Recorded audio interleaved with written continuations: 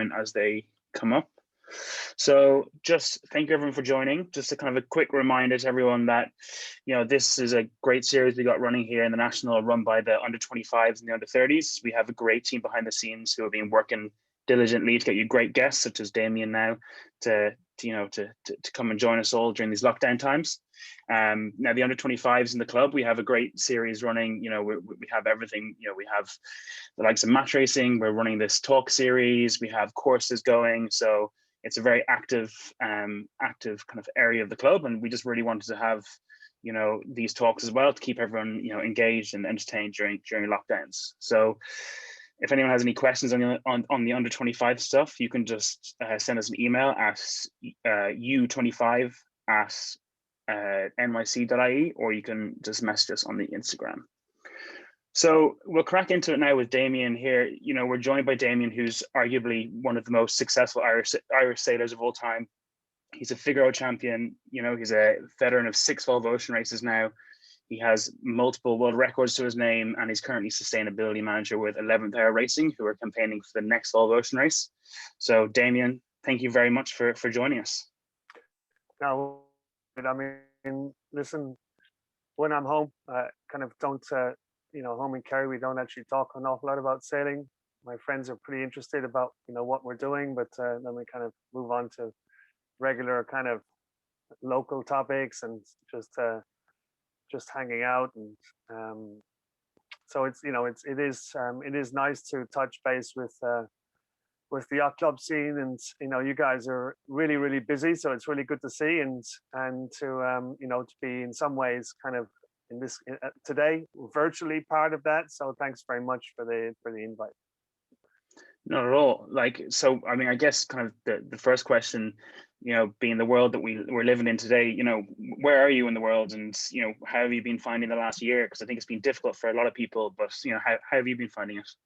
Yeah, I'm listen, at the end of the year, everyone's so looking forward to 2020. 2021, 20 has passed, and I was like, I'm sorry, I can't accept just a race a year of my life. And so I think you've got to take the good with the bad, and clearly it's been a challenge for many of us, and well, for everyone. But in some ways, for our team, or my work within the 11th Hour Racing team, it was an opportunity, honestly, to get ahead. We were still very active. The boat sailed across the Atlantic a couple of times. We've got the boat to Newport, where our team kind of bases, if you like. Certainly where 11th Hour Racing are based, and it was very important to have the team be in Newport for part of that year. In parallel, we're designing and building a brand new boat, and that really, I guess, is the area where in our department, which is kind of the sustainability department, working with the design and build team and everyone else across the team, where we need to kind of dig in and figure out how can we look at what we're doing as a team in terms of operations, our areas of operations and influence, to try and do things better, to create a kind of a paradigm shift in our industry, in our sport, where we move from business as usual to something a bit better. And I think sailing's got this image of, I'll call it blue, right? But kind of green blue.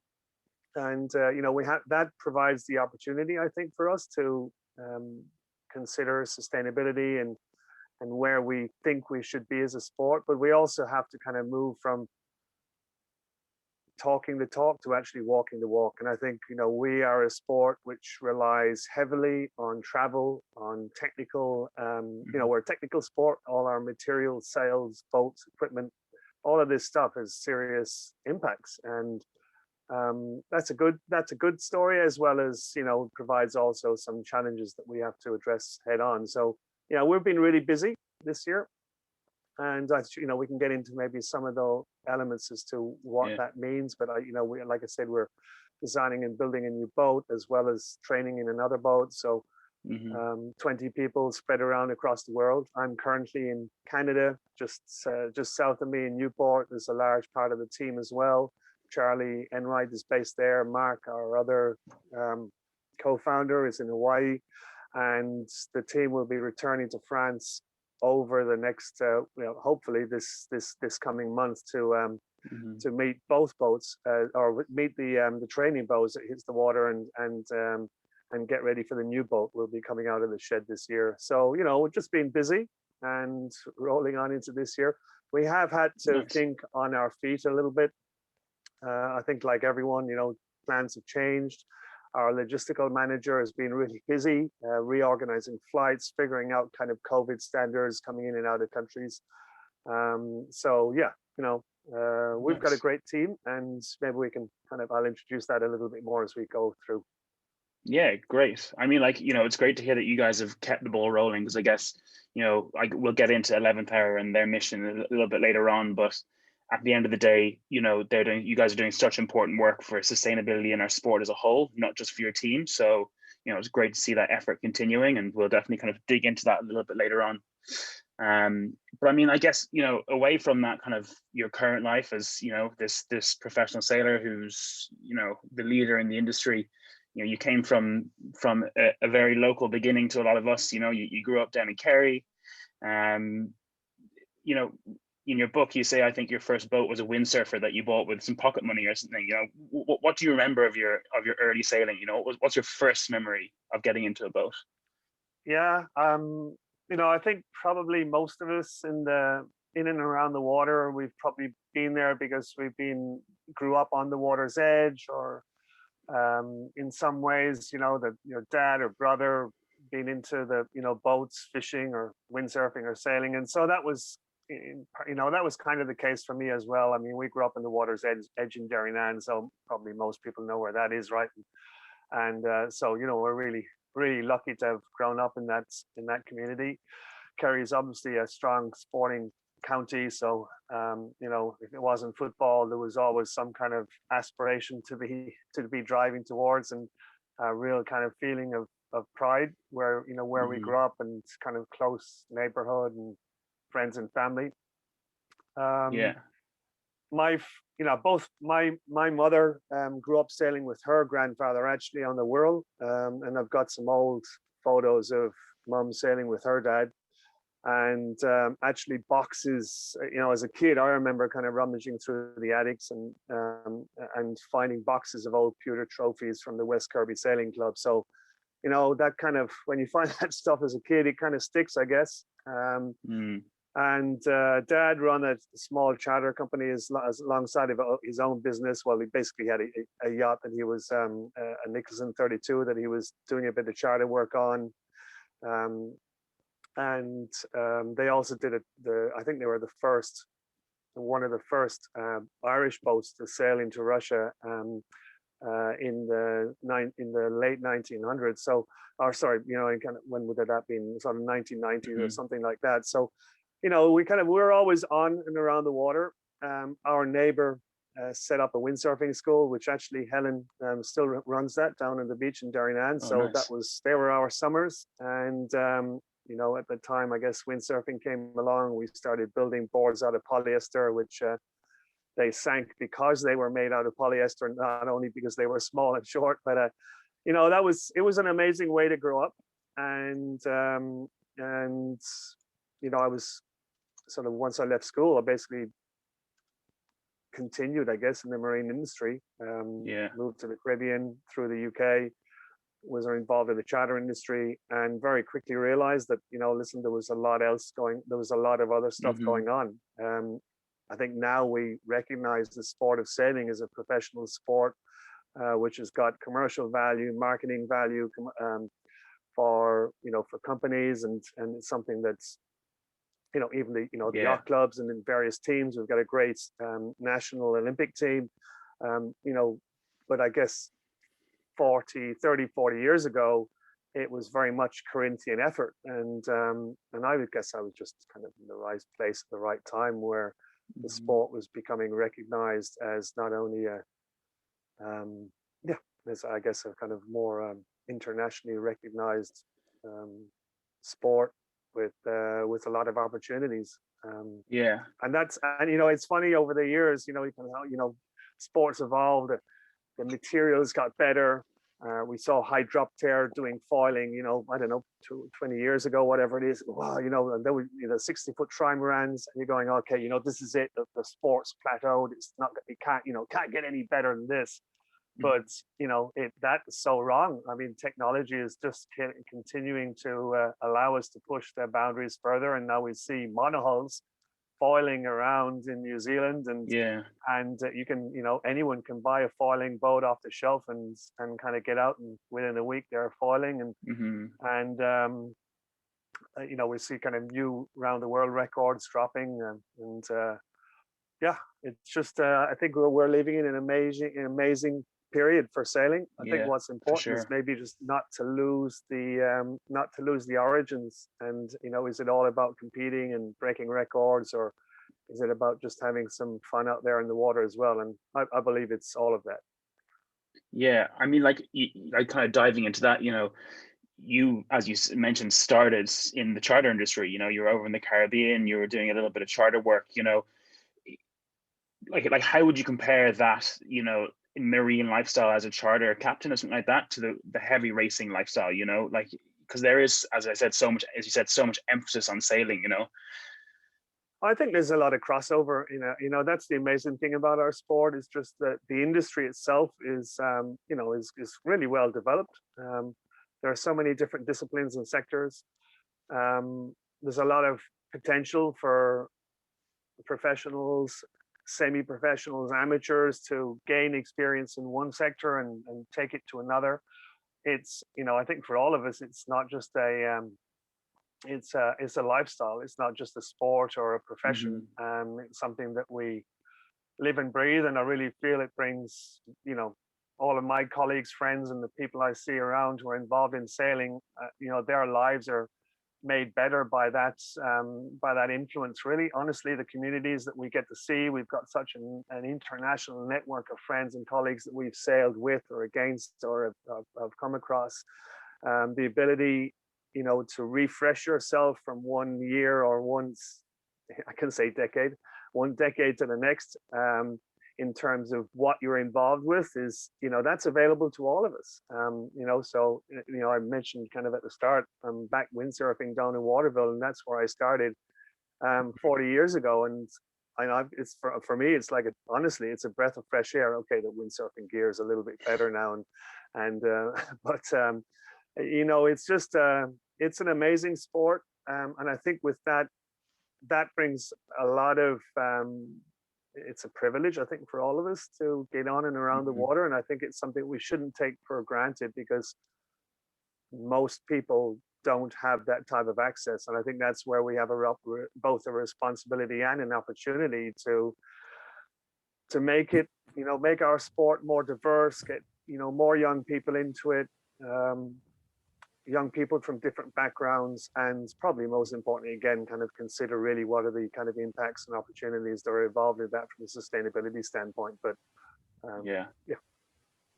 I mean, like, in terms of that, I think you really touched on something that's important there, that I think a lot of us miss out on, is that, like, we're incredibly lucky to have this access, and I think the community, especially in the national, is something that we, I think, have a great community here. It's great to walk down the club. We have, Martin smiling at the door all the time. It's great, and I think that's what keeps a lot of us involved all the time.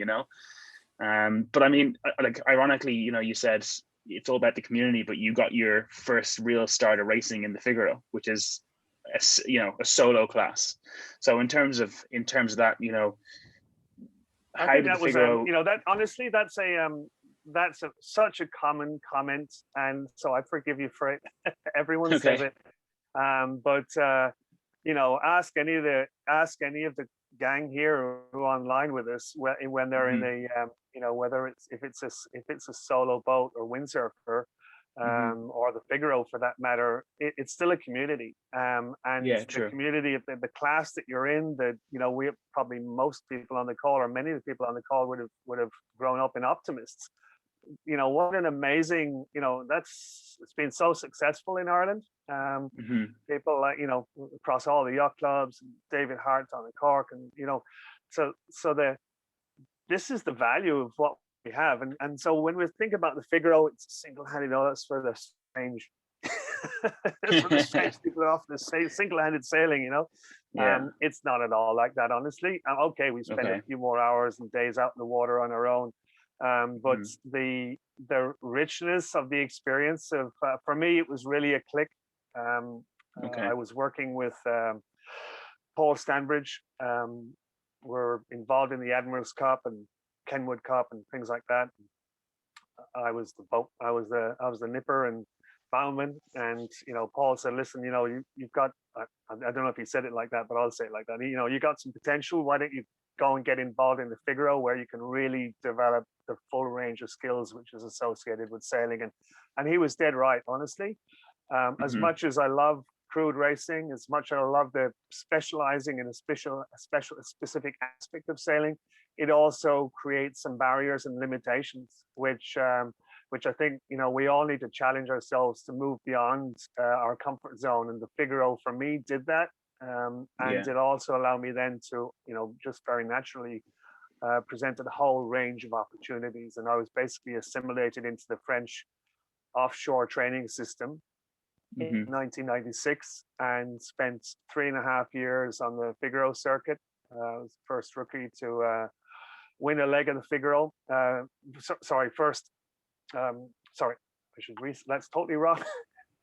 first, first non-French rookie to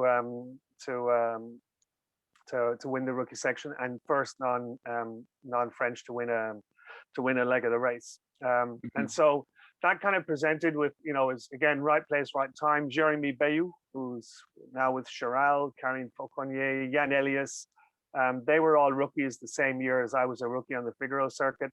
And, within 3 years, most of us were sailing on the trimaran Yamoka, not Yamoka, Orma circuit, which was Mhm.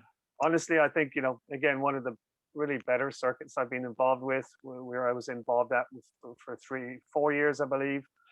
Fully crewed racing, double-handed across the Atlantic on a 60-foot trimaran. I think we got a third on the Jacques Vabre for 1 year. It was again another kind of launching pad. Um, Yeah. so, I think when we think about something like the Vendée Globe, which is just finishing up, sure, it's a hugely impressive human and technological challenge, but we would be wrong to think that it's for, that it's, it is an adventure for sure, but Yeah. it's very much a regatta. It's not, the challenge, of course, is being out in there on your own, but those skippers, male and female, can only do that because of the amazing support they have from the shore side.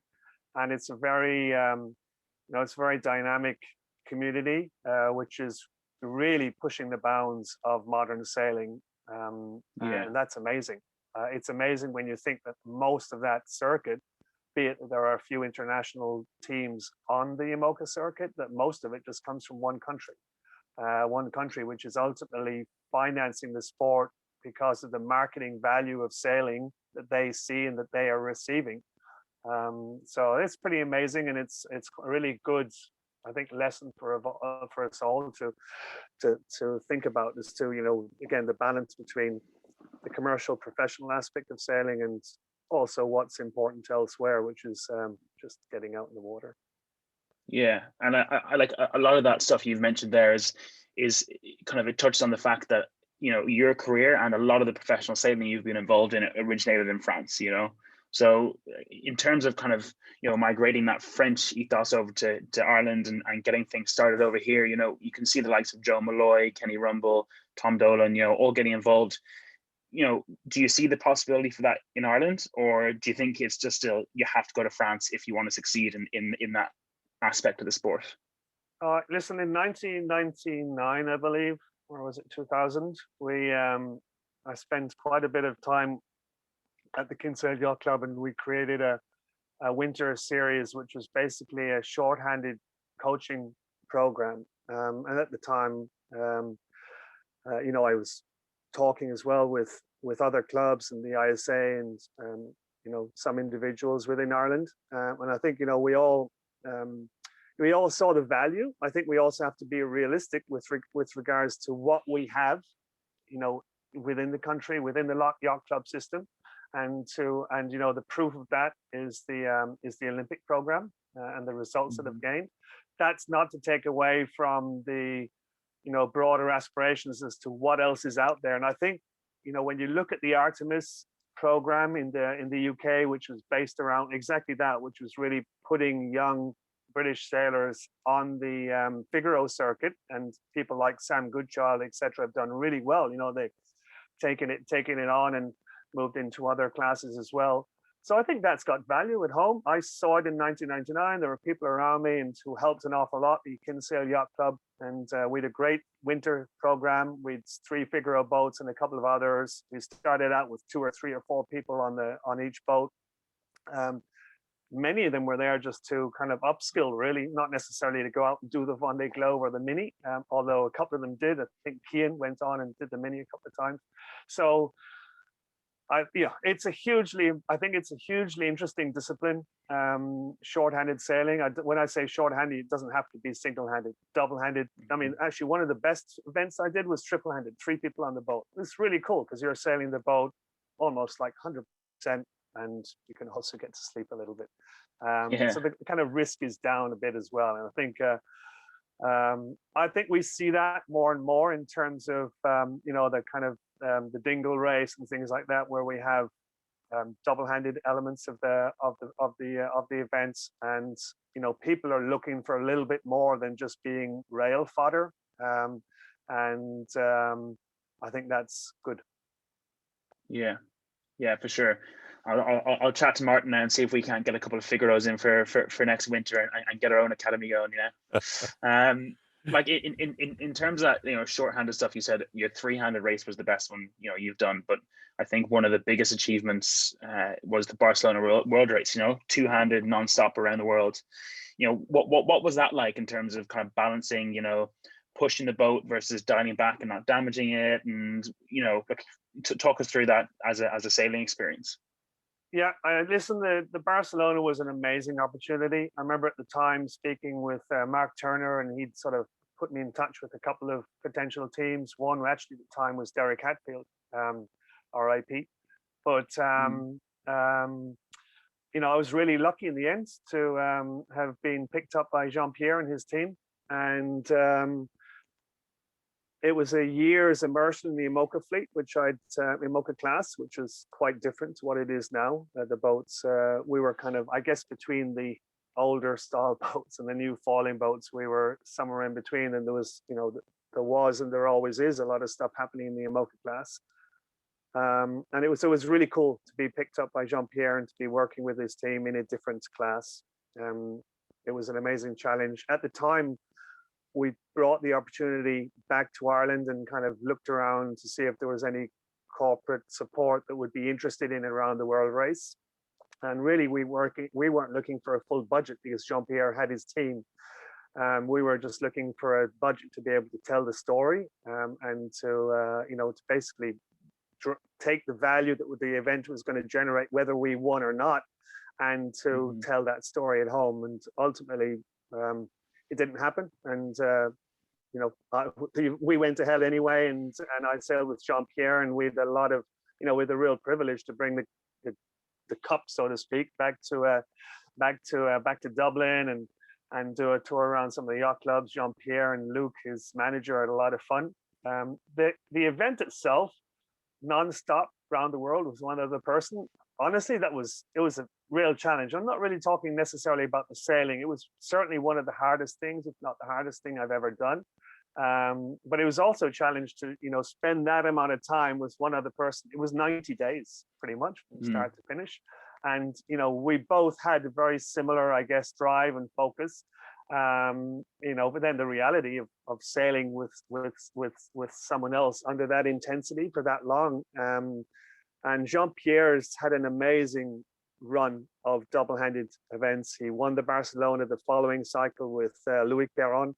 He's won a couple of the Jacques Varbes double-handed as well.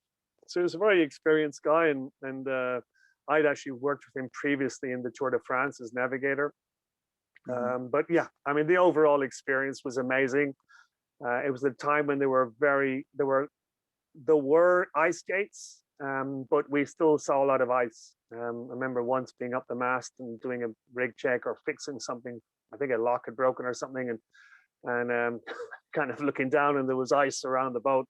And you kind of look down, and you realize that the guy down there, he's got his life in your hands. I mean, I guess we all feel like that when we're up the mast at the dock, but in this context, Yeah. we were down off the Kerguelens, and that's the way it is for the full 90 days, especially those months spent down, or the weeks spent down in the Southern Ocean. And yeah, I think we really, really both appreciated the experience. And it's a shame in some ways that the Barcelona around the world race has tapered off, because the idea, the concept was brilliant, and it really brought together the fully crewed discipline, the ocean race, the America's Cup sailors, Andrew Cape, Iker Martinez, Shabby, with the single-handed sailors, and a kind of a meeting of those two minds and two worlds, and the result was amazing. It was really, really cool. And yeah, sure, it was a privilege to kind of get the inaugural win of that event as an Irish sailor and to bring it home. Yeah. I guess, yeah, it's certainly one of the things that sticks with me, that race. The start from Barcelona, but most importantly, the arrival. I had a pretty kind of nice surprise, because a lot of people came down to Barcelona from Kerry. It was at a time when a lot of people were starting to travel and have a bit of fun for weekends to go and see rugby or whatever. And well, the Barcelona race was arriving in Barcelona, and we led the pack in. So when we hit the dock, Nice. it was a string of Kerry flags and Irish flags, and yeah, that was kind of a nice memory, I guess. Yeah, nice. Just like something you said there, which I thought was interesting, I'd be interested to get your kind of opinion on it. For anyone who doesn't know, in the current ocean races, there's ice skates. So basically stops you from going too far south. So you stay away from all the ice, because they're obviously a massive danger. Damien, like, what do you think about those as a concept for racing? Do you think they're good, or do you think it's taking away from the adventure and the kind of, that side of the sport? Listen, the first Whitbread, was it the Whitbread or the Evolve Ocean race? It was the Evolve Ocean race. I was with Tycho, kind of, yeah, fresh-faced, blue, kind of open-eyed, going, wow, and it was a fully professional team. Kevin Shoebridge, who's now sort of manager of the America's Cup, Kiwi America's Cup efforts, and we had a really good lineup. So I was well surrounded by a lot of experience, but the ice skates, they were either non-existent or they were fairly few and far between, because Justin Slattery was on News Corp, and I think how many boats do we have? 12. That was a pretty good lineup, actually. But like, honestly, the whole fleet sailed through the Southern Ocean dodging icebergs. I'm not talking like Bergy bits; they were there too, but like big icebergs, like stuff from Greek mythology kind of clashing together, and then you sail between the two. So it's like, definitely sleeping with your your feet forward, kind of going, wow, this is full Tom Crean stuff. We're here for the adventure. We may not survive, and yeah, we're all kind of in our day, and kind of, so now we've got the stripes, and we can talk about it with some credibility at the bar. But is that a good template for how things should have continued? Probably not. Honestly, I think whether you put in a specific waypoint or a gate which pushes you above a certain latitude, or whether you set a full exclusion zone, which we've seen a lot more now in the ocean race and in the last Vendée Globe, I think you need to do something. The challenge is, of course, is that when you put in those restrictions, they create boundaries which can create other issues with regards to weather systems. And you saw that in the last Vendée Globe, where some of the fleet were going upwind in the Southern Ocean because they couldn't get far enough south because of the boundary. I guess it's kind of, you got to decide which is the lesser of two evils, and it's not necessarily one size fits all. When we're doing something like Okay. the Quebec Saint-Malo, you kind of do need to have an exclusion zone off Cape Race, off Newfoundland, because of the ice there. And we do need them in the round world races. It's interesting, of course, with the Jules Verne, is it's, round the world outright record. There's no ice skates, and it's up to them to decide on these trimarans that are doing 30, 40 plus knots, how far south they want to go. And there is a moment where you actually get so far south that you get the other side of the system where you run out of wind. But it's an interesting balance of seamanship and performance. And I think it's we need them. Yeah. Smartly used. Yeah. Yeah, for sure. I think there's like, there's a lot of people who do say sometimes, the adventurous element has kind of been taken away these days, but I guess you guys, as you said, can still tell those stories at the bar. Well, I'm not sure how many of the Vendée Globe skippers who have just finished would suggest that there wasn't much adventure in what they did. So that's true. Yeah. It sounds more like maybe bravado from the gallery rather than reality. Yeah. True. The adventure is still very much that is so cool about the Vendée Globe, I think, is that you have the performance aspects, the world's very best sailors supported by really, really well thought out teams and prepared teams. And at the other end of the fleet, you've got people who are taking it on maybe for the first or maybe for the 10th time, and they're just it's full adventure. They've got their own race going on with the 2 or 3 boats around them, or maybe some different objectives as well. And I have to say the Vendée Globe is an amazing event. Yeah, it's interesting. An Irish person has never finished the Vendée Globe. Has that never been tempting to you? Well, there's not that many Irish people who have started the Vendée Globe, and that's true. Hats off to Enda, honestly. There's, and I know there's been a couple of sailors who have been talking about it more recently. Joan's been having a look, and one of the O'Learys, Nin, right? Nicholas. Nin, yeah. So, absolutely. I think, if you were to list out the events out there now which have real commercial value for a sponsor, there's not that many in sailing which have true. I mean, it's, you can do a little nice sponsorship and it looks good, and there's various reasons to do sponsorship, of course. But in terms of proper ROI, return on investment, there aren't that many sailing events that can match up with rugby or Gaelic football or other real events that really sporting events that are giving proper ROI. We have them in sailing, but there's not that many. And I believe that the Vendée Globe is one of those events. It's a world, it's big. It's a big game. It's not it's not on money, but in terms of the potential for impact and return on investment, it's it's a good event. Yeah.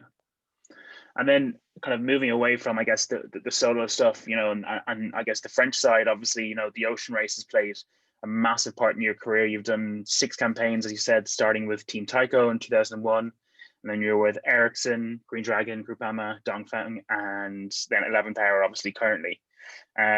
You were on the bow with Tycho, and you kind of been into how you got that start. That first race, what was it really like? Getting into the side of, I guess, what is one of the most famous alongside the Vendée ocean races? I was really lucky. I mean, I guess we all kind of work for our luck. So in French they say réussite, which is kind of luck that you make. So I think you got to seize the moment. I think a lot of the sailors on the boat or on that circuit at the time, we'd come off the Admiral's Cup. I'd done quite a few years in the Figaro at that time as well, and so it was a natural progression, I guess. Gordon McGuire was sailing on an international circuit at the time as well, and so I was surrounded by a lot of really, really good sailors, learned from a lot of really good sailors, and it was then just it was amazing to take it and put it into application, if you like, at something at the scale of the ocean race, and a real eye opener. It suited me because I kind of feel like distance racing, ocean racing. The Volvo Ocean Race, the Whitbread, is the longest. The ocean race now is the longest event in any sport, 9 months from start to finish. And I just kind of in some ways suited my character. We went on to Ericsson, Green Dragon, which was an amazing program. It was really a real privilege to be able to sail into Galway with the Green Dragon, and to be sailing as a watch captain on an Irish team at that level. And following on from that, to be picked up almost immediately off the dock in Galway by Groupama, and I knew Frank from the Trimaran circuit and from his other programs. So it was kind of right back in the saddle within a sector and community that I knew well, which was Brittany. And yeah, just a kind of right place, right time, right recipe, right mix of things. Yeah. We put together an international team with the very best French sailors that were there, and we went on to put on the water the fastest boat that was on the water that year. And speed makes you a tactical genius, but we also had some really good, Frank, Charles Codelier, Jean-Luc Nelius were really, really good navigators and tacticians, and they took that speed and managed to start to deliver a result in the water, which despite losing the mast off South America, we managed to come back. And that was an interesting period because that could have been a kind of descending spiral of it could have been the end of the team, but we went back, we put the boat back on the water with a rig in, and we went on and started really winning the inshore races, which at that time hadn't been our forte. Still doing really well in the offshores. And by the time we got to Lorient with the penultimate leg into Galway, we basically put the nail in the coffin. So yeah, that was, in terms of my kind of connection with home, I guess the ocean race through into Galway and a couple of the events where we've sailed down past the Blaskets or Skelligs with some of the kind of the Round Britain and Ireland race and record. They've been some of the cool things, kind of where you kind of proudly say, oh, look, that's where I'm from over there. Listen, we're so privileged at home with the seascape that we have, and it's really, really amazing, to see people getting out on the water every day of the year, pretty much 365 when it allows. So I mean, like you obviously mentioned Green Dragon there, that holds a special place in the hearts of a lot of people at home, because it was obviously a homegrown team, with a bit of Chinese backing. You've obviously said that meant a huge amount to you to be involved. The kind of the bones of that team and getting started.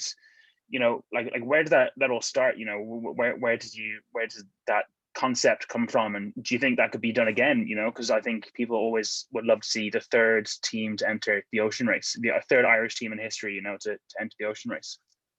Listen, I think there's a lot of events that deserve to be done by Irish teams, and we've talked about the Vendée Globe, the between NCB and Green Dragon, there's been a couple of entries in the ocean race, and people like Justin and Gordon McGuire have maintained, and many others also on the shore side Johnny Smullen have maintained an Irish presence, a significant Irish presence in the ocean race over time. And sure, when the time is right commercially and in terms of the right skipper, right boat, right team, it'll happen again. And Elise came and was involved in the last ocean race, and I think she really, I think she really enjoyed that, and it was like myself, it's kind of an experience which enriches your your overall sailing experience, I guess. What else to say, really? The ocean, so the Green Dragon was put together by a kind of a group which involved John Colleen, obviously from Galway, a significant presence from Galway, with Enda again, really a driving aspect in putting that together. Underneath, Ian Walker, who now heads up the RYA, but he was the skipper of the boat, and Jamie Bogue, of course, his business partner. And they put together a great team. Honestly, we believe that we're probably one of the better lineups on the water. And the boat itself, fundamentally, the design was really, really good.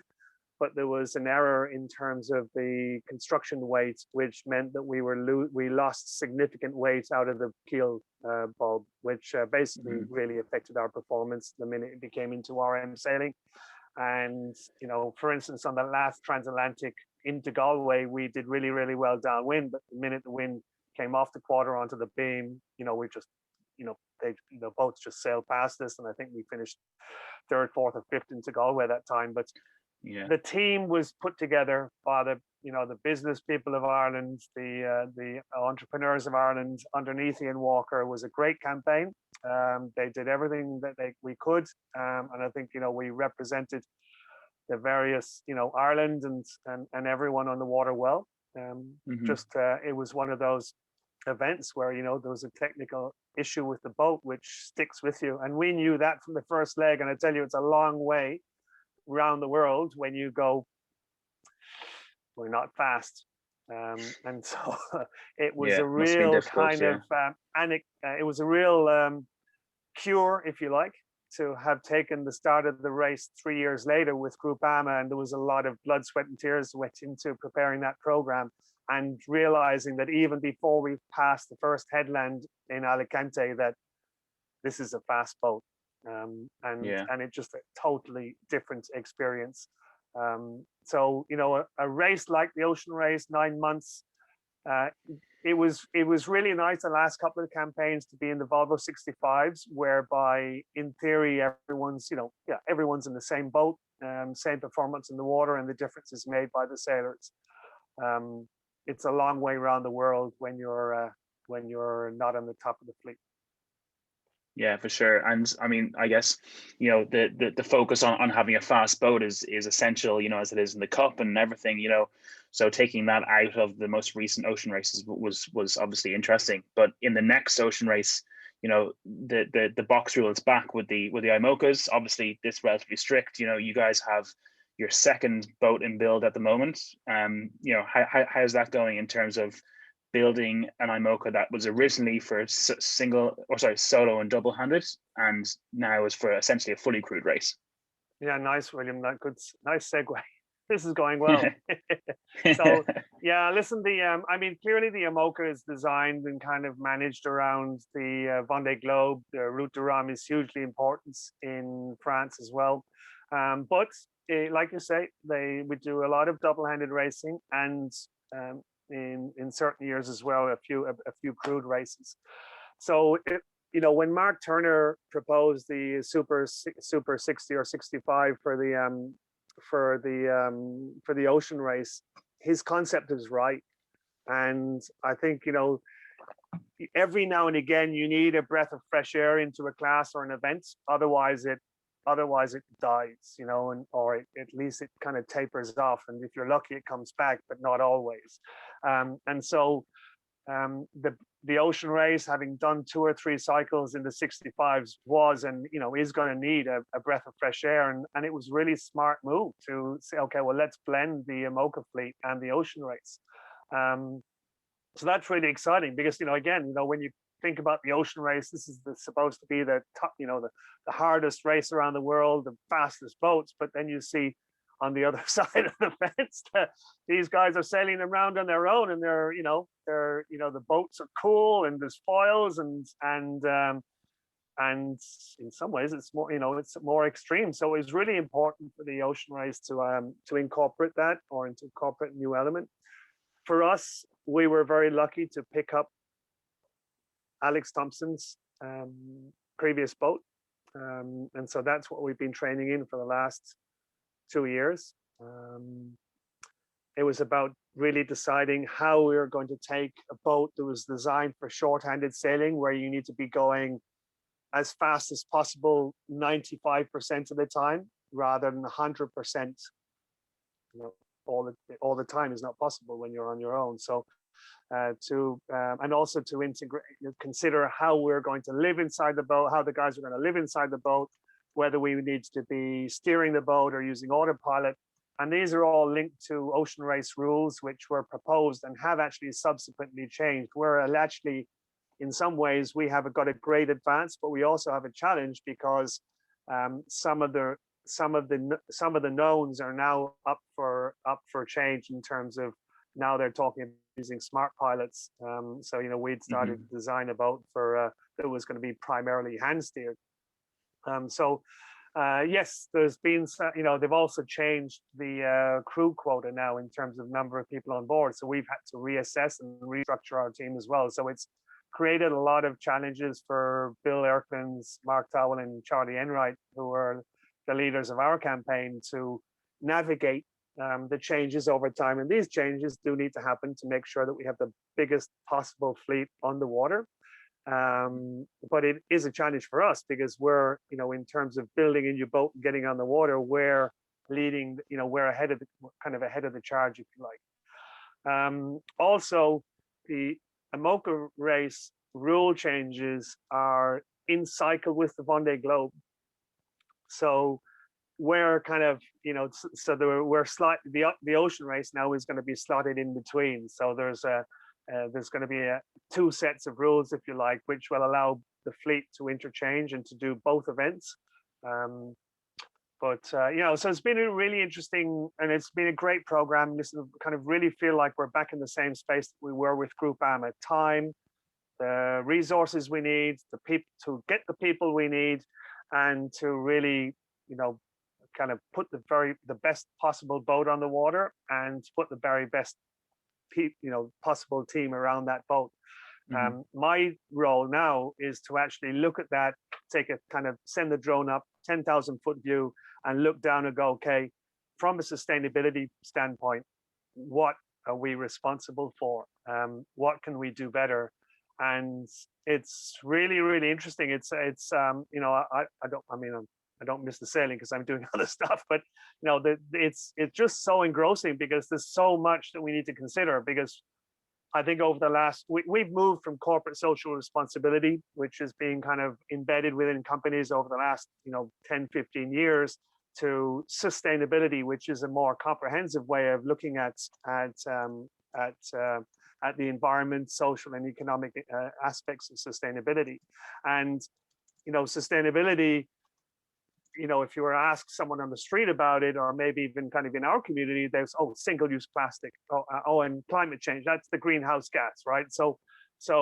But actually the bigger perspective, when you look at what an individual or a company does, is to really look at every area of operation and influence, and that includes the social aspects, the human standards, diversity, and accessibility for within your employment structure, ongoing training, the economic aspects of sustainability. So, for instance, for us, we've embedded our team in Brittany, which ironically is a really interesting case for a sustainability, economy, whereby most of the elements of our boat are coming from, our boat is being built in Lorient and in Port-la-Forêt, and the mast is being built 60 miles down the road at Lorima.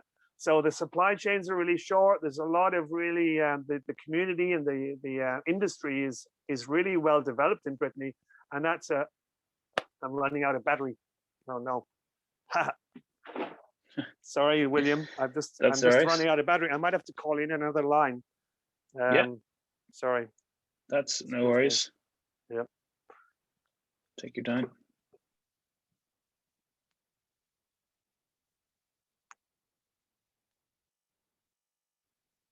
While we wait for Damian there, if anyone has any questions, just put them in the chat down below, and we'll have 15 minutes at the end just to run through any questions you guys have.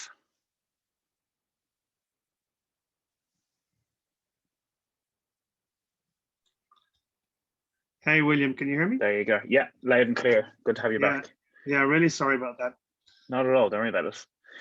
So the challenge for us really now is to, in my department, is to look at everything we're doing with regards to how we're building the boat, what materials we're using, what are the impacts that are impacts which could be negative or positive with regards to what we're doing, and where those opportunities and risks lie. So we think about, obviously, carbon fiber that goes into the build of the boat. Do we need to use carbon everywhere, or are there other materials and processes that we can use? What are the what are the other aspects of what we're doing in terms of again, supporting the local economy and our supply chains, asking our suppliers, so how are you providing a product to us? Where is that? What's that made from? Where's it coming from? Who's making it? What's the end of life plan? Can we send that material back to you after use? And so honestly, most of our suppliers are expecting this discussion, and just many people actually just don't know where to start. So you know, we're with Mark and Charlie with Alpha Medica, started the sustainability voyage, if you like. With Festus 11th Hour Racing, we took it to another level, and we're really now into our third campaign where sustainability is no longer an add-on program. It's integrated through everything we do. So whether you're purchasing something for the team, going through a sustainable sourcing process, validating that with the accounting department, then maybe considering what the end of life plan, whether it's going to end up in landfill or recycled. You know, that's just one example of, I guess, how we have integrated sustainability at a multi level within our team. So there's a lot to do. I'm very lucky to be joined by Amy Monroe, who used to work for was involved with the BAR sustainability program, and we also have currently an intern at CDK in France who's here with us for a year, and he's using the Marine Shift 360 tool to calculate the full to do a full life cycle analysis on the design and build of the boat. So we'll have a really high definition model of what are the impacts associated with building a 60-foot boat. So that's a really important benchmark that we're going to establish, and will really hopefully inform not only kind of our own team, but the class and the IMOCA class and the industry going forward. Mm-hmm.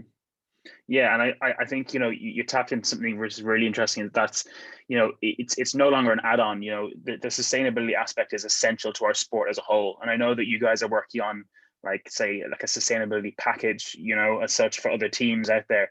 You know, a lot of us on this call go out and we race every Thursday and Saturday in Dublin Bay. You know, like, what can we do to, you know, as like a couple of simple tips, you know, to, you know, obviously we're not involved in the building of our boat, so we can't influence that aspect, but you know, what can we do? Well, I think we can. But I'll come to that in a second. So yes, you just mentioned the package. So basically, you know, we're really lucky with 11th Hour Racing to have two deliverables. Basically, the mandate for our campaign is to be performance, go out and try to win the ocean race, and to deliver a sustainability program in an exemplary fashion, and to influence and to support the industry around us to do the same. So, you know, this is a kind of a unique opportunity, because for most other teams, the deliverables are different. It's about, okay, performance in the water, media lines, and ROI in other areas, corporate hospitality, you know, the multiple reasons you might take on a sponsorship. So, you know, we recognize that the resources, you know, we're two full-time people in our program who are, creating the sustainability program. So this is really not really replicable by a normal team, but we want it to be. So basically what we've done is created a suite of tools, which we're calling the Toolbox, and it will be launched at the end of February, sustainabilitytoolbox.com, which is basically a framework which will allow any organization from the marine sector or any sector to design and implement their own sustainability program.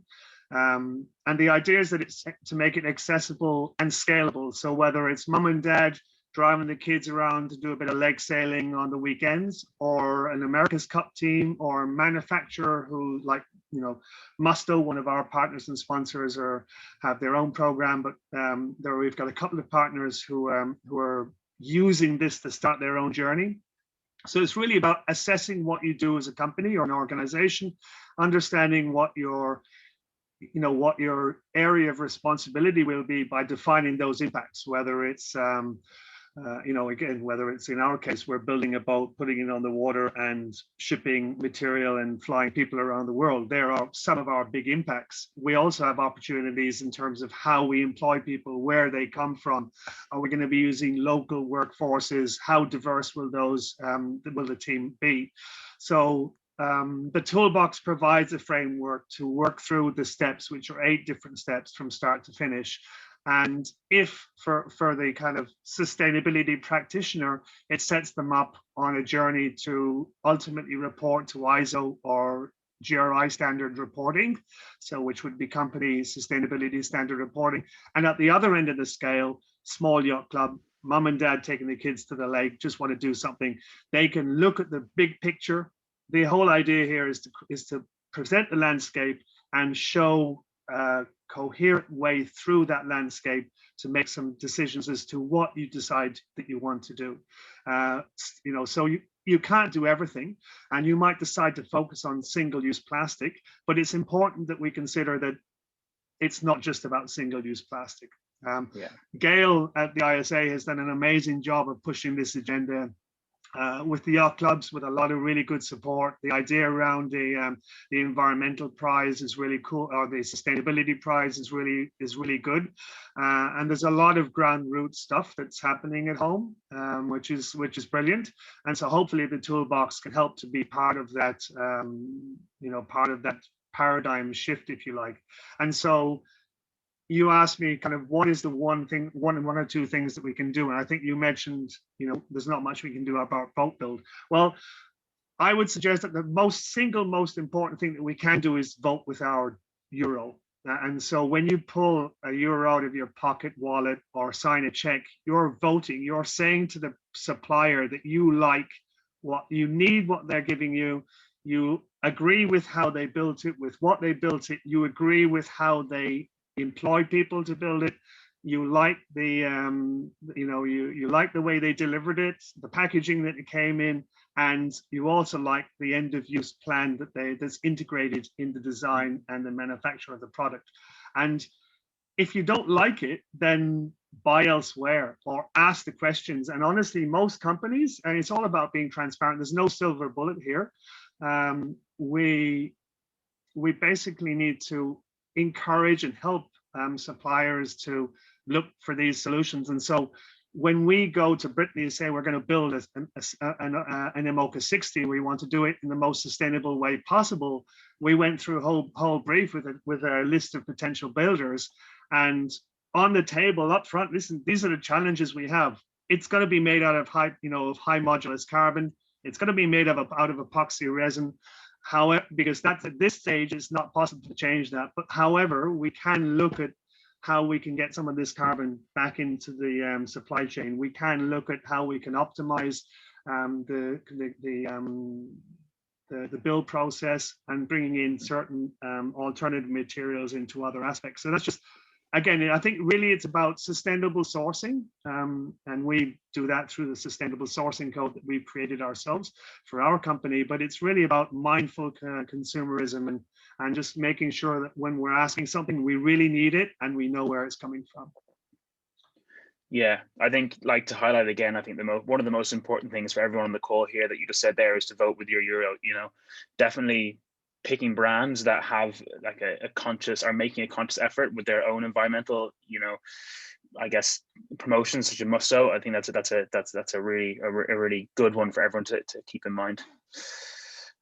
So yeah, I mean, I can maybe, if we have another minute or two, I might just build on the Musto one. In the last campaign, we said, listen, we're going to use Musto, but those big heavy gauge plastic bags, clear bags that you deliver the beautiful product in, we got to do something about this, right? So they went away for a couple of weeks and talked to to their manufacturer and the factory, and they came back. At the time, they weren't comfortable with the bioplastics that were available because they were just going to break down even quicker. So they said, listen, what we can do at this stage is just by providing, this came from the factory, let's just fold the garment a couple of more times and reduce the grammage of the plastic.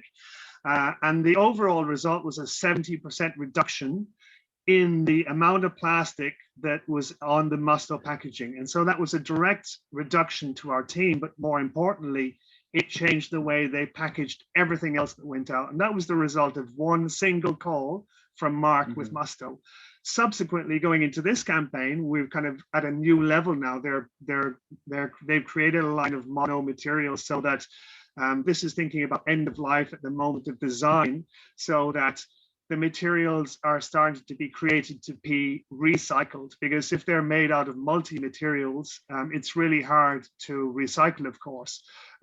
They've also done quite a lot of work on the way they're dyeing and solution dyeing, which has reduced the water footprint of the product by 80 to 90%.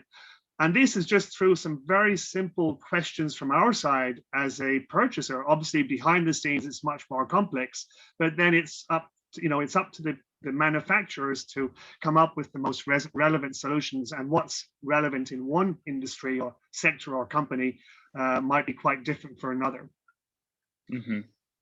Yeah, that's really yeah. Not real. That's a really interesting use case. You know, simple changes can make a massive difference. So you know, it's interesting to hear how you guys have done it, because you know it gives a good example for other people to follow in those footsteps. You know.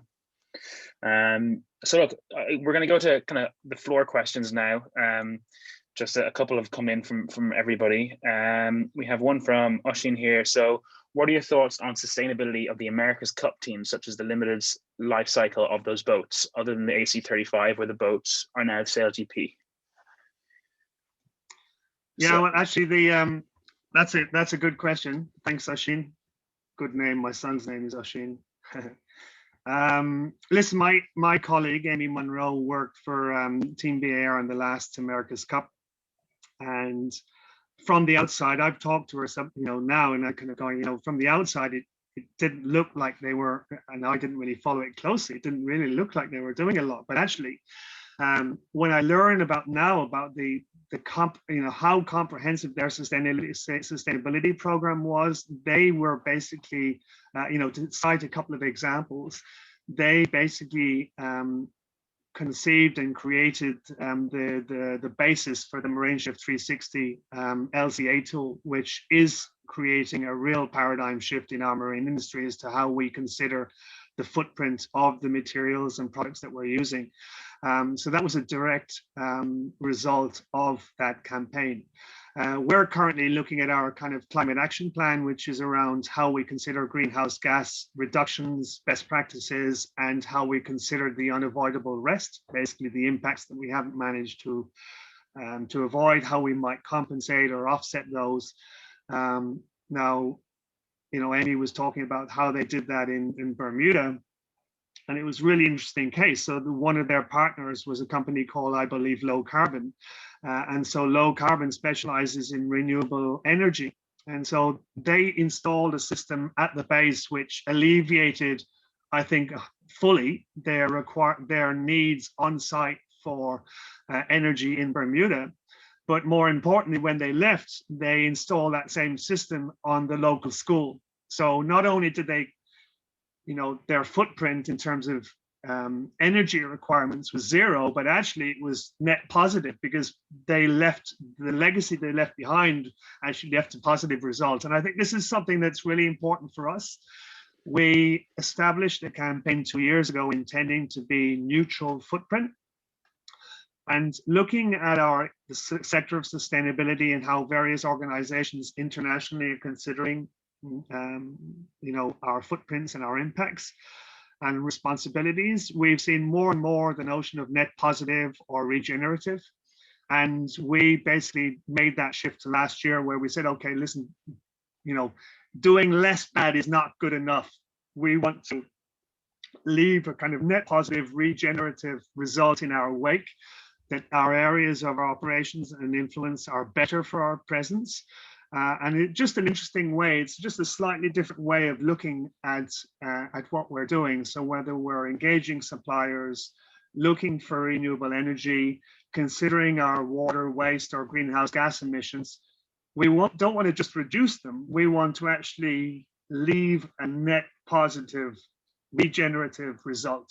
And so there's, again, the solutions will be very sector or topic specific. But basically what we want to do is, play our role as ocean stewards and to create kind of thriving ocean communities into the future. And we can only do that by considering how we can, really generate a better result for everyone by our presence, not just doing less bad, which is no longer good enough. Sorry, Yeah. Oshin, I hope that kind of answers your question. No, definitely. I mean, I think, it also goes back to that thing of, I think in the America's Cup is at the moment, the messaging is not the environmental issue. It's still all on the racing. And I think as you said earlier, it's no longer a side issue. It's at the forefront of what we should be promoting. So I think hopefully in the next cup that'll be on the front line of their promotions. I might just, William, because I was fairly incomplete in my answer to Oisin, I got distracted a little bit there. But the 52 Super Series, that's on the sustainability side, that's managed by Susie Thompson and Alexandra Rickham, and they're doing an amazing job on the sustainability front. In fact, we're all on the kind of the UNFCCC Sports for Climate Action Committee, which is looking at how sports can play a role in sustainability and in the context of GHG emissions. And Susie yesterday or this week was presenting to us their strategy and how they're doing it within the 52 Super Series. And I have to say, it's absolutely exemplary. And so, yeah, I mean, maybe it's kind of hard for me to go that into more detail here, but I can say that we really do have a role at all scales within the sport, whether it's as an individual athlete, team, yacht club, national organization like GAIL at the ISA, or at the kind of world level, whether it's big events like the America's Cup or what Dan Redding is doing at World Sailing. The single, World Sailing voted in the 2030 sustainability agenda, and as Dan describes it, hardly everything, and it was unanimous. And as Dan describes it, that's fairly rare at the World Sailing for everyone to agree, but they agreed on that, and it's creating real change. Great, good, yeah, love to see that. So look, we'll go for two more questions here. We have two. So one is 11th Hour obviously has a huge focus on sustainability and is keen to encourage other pro teams to follow suit for the next ocean race.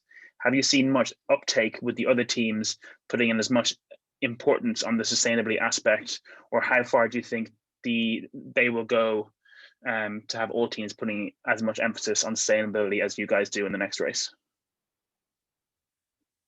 Yeah, I suppose, do we compare ourselves to other teams? I'm not sure if we compare ourselves to other teams, but we certainly look over at other events. And I, talked about what Susie Thompson and 52 Super Series is doing, what GAIL is doing at the ISA. So I think we all recognize that, there's a lot going on.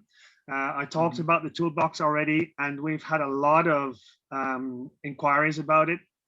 Susie, I think, and her team at 52 Super Series will be using it. World Sailing are really interested as well. GAIL at the Yacht Club at the ISA, and hopefully we're going to be able to engage with a couple of yacht clubs at home to trial it. So that's one of the ways that we're hoping to influence the community around us. The other way, I've already talked about the process of sustainable sourcing. One really probably very tangible example, I guess, is the Imoca class. They're really leading in this space and creating a whole, sustainability is inherent in the class already.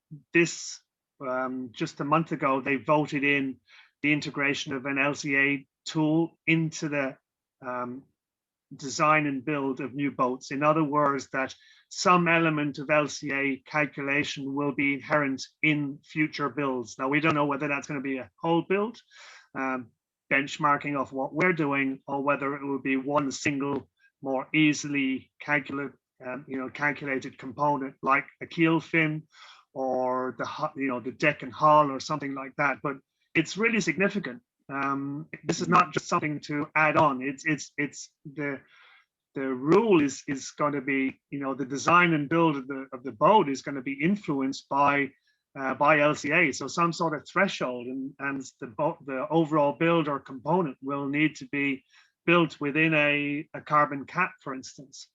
They're also voted in a percentage or to consider alternative materials, which we're looking at the moment as well.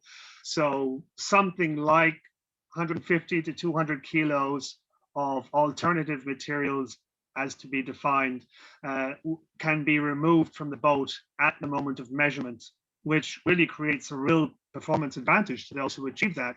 So products like flax, like recycled carbon.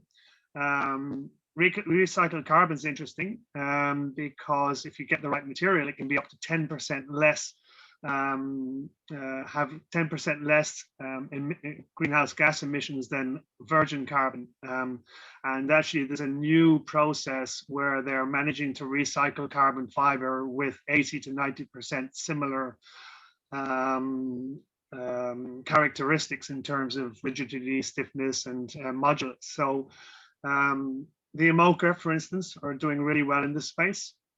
We have a list of about 10 to 11 different events and teams who are looking at working with us on the toolbox, and 3 of the IMOCA teams will be piloting the project and using it. And then the idea, for instance, from the IMOCA context, is that they will define the toolbox is an organic framework. We're just providing the framework, but actually the idea is that a super user like IMOCA can take the toolbox and then provide some recommendations for the whole fleet, and then leave up to the individual boats and teams to define where they're going to focus their energies. And so, for instance, like Sam Davis with her sponsor might be focusing on supporting supporting kids who are ill, and someone else in another team might be focusing on single-use plastic. Another team might be focusing on biodiversity in the ocean. But the journey that any single organization or team will take will be their own journey.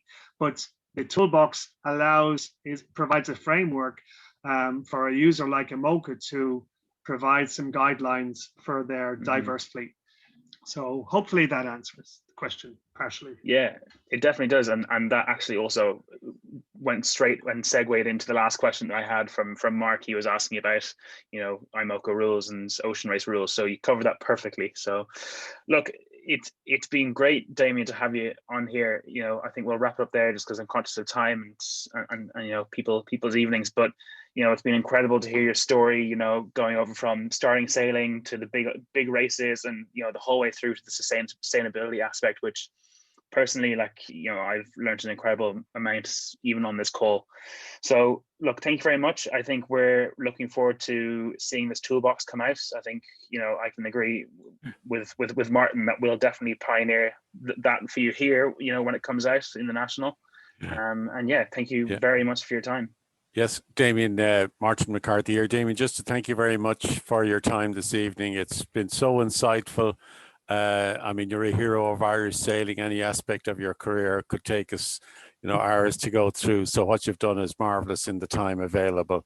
And thank you so much for sharing all your experience with us. And we'd love to see you in the club if you're up in Dunleary Way. Absolutely, guys. Listen, thank you to both of you, to the club, and to everyone online here. It's really fun to touch base and look forward to seeing you on the water, in and around the water over the next season. So and likewise, again, I think we'll be the sustainabilitytoolbox.com will be up online at the end of February, and the idea is it's not a licensed product. It's through Creative Commons, which is about creating a community of developers and making this future proof. So we expect it to evolve over time based on the various organizations and individuals' own needs and how they will adapt the tool to their own uses. So thanks very much for listening to a couple of my stories, and look forward to seeing you all soon. Good stuff. Thanks, Damian. And just a quick reminder to everybody, this series continues next week. We're actually going to be on Tuesday next week. Myself and Cian Mullen are going to be hosting an America's Cup Insight. So hopefully you can all join us for that 7:30 next Tuesday. Fabulous. Cool. Great. Thanks, everyone. Thanks, everybody. Thank you. Thanks, Damian. Thanks, Will.